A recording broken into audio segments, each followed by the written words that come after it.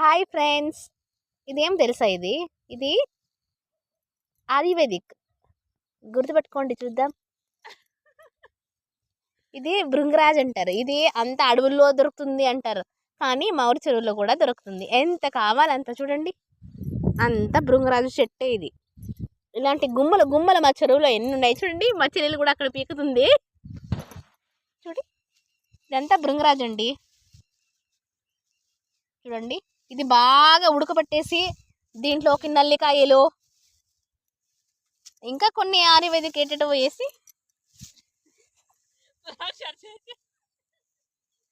చూడండి ఎంత బాగుందో. ఇప్పుడు నేను దీన్ని కోసేస్తాను. పీక్దా